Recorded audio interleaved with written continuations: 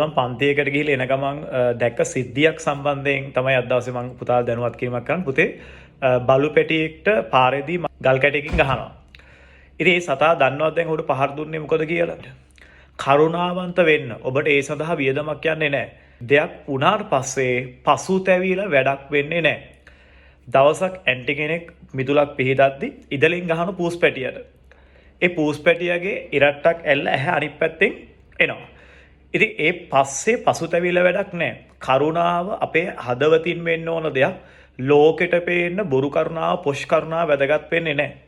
ගෙදරක හැදෙන බල්ලෙක් දැක්කහම, සතෙක් දැක්කහම අනේ චූටියක නැහෙත් විරිකනවා. හැබැයි පාරක හැදෙන අහිංසක බලු පැටියෙක්ට මොකද කරන්නේ? ගඩොල් බාග වලින්, ගල් බාග වලින් ගහනවා. කරුණාව පිළිබඳ නැව සිතා බැලිය යුතුයි.